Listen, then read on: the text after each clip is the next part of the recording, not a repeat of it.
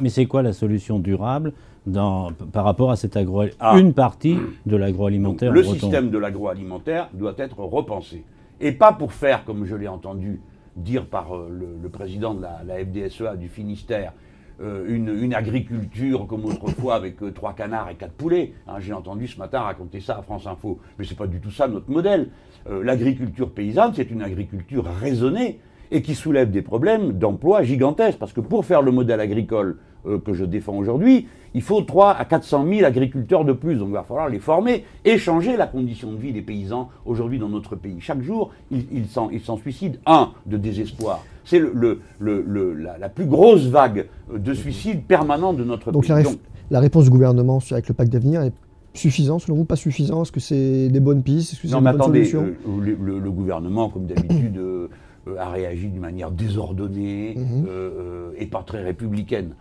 Parce que regrouper 5 ou 6 ministres qui se disent bretons pour aller en Bretagne s'occuper de la Bretagne, c'est pas la République française. Ça, puis demain quoi, les ministres languedociens? Alors chaque région de France va venir en disant et moi combien j'ai de ministres au gouvernement? Enfin, nous sommes d'abord tous solidaires. La solution, c'est qu'on s'en sortira tous ensemble, solidaires et en partageant. Donc les questions qui sont posées dans les départements bretons sont des questions du modèle agricole, quel modèle agricole nous voulons, l'agroalimentaire, quel agroalimentaire nous voulons, et ce sont des problèmes qui sont européens et français. Je dis aux gens, ne désespérez pas de vous-même. D'abord parce que les départements bretons ont fait d'énormes efforts au cours des 20 dernières années de modernisation, d'élévation du niveau des qualifications. Tout ça n'est pas perdu, les gens. Et ne désespérez pas de vous. Vous avez en Bretagne, dans l'ensemble des départements bretons, c'est la plus longue façade maritime pour une même région d'un pays.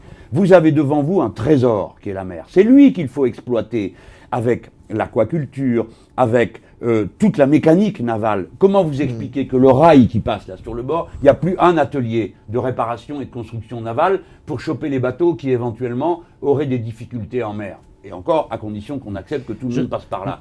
Mais vous voyez, des pistes, il y en a des centaines. Est-ce que vous savez que c'est en Bretagne qu'il y a des petites entreprises qui ont fait des découvertes tout à fait fabuleuses sur le traitement des algues pour fabriquer des emballages biodégradables? Donc nous avons un potentiel énorme. Vous êtes asphyxiés par une chose, les amis, par Paris. Cette bêtise régionaliste ne mène nulle part. Vous êtes asphyxiés par le capitalisme, c'est-à-dire par la prédation, par un système complètement fou qui fait que chaque paysan est transformé en métayer des banques. Et à intervalles réguliers, vous avez des cycles de la production, notamment la production porcine, qui suit des cycles et à intervalles réguliers. Comme la bourse. Ah oui, mais écoutez, moi j'ai été sénateur quand on a décidé de passer la limite d'épandage des lisiers. On était à 800 mètres, on est passé à 500, il y a 200 au Baou comme ça.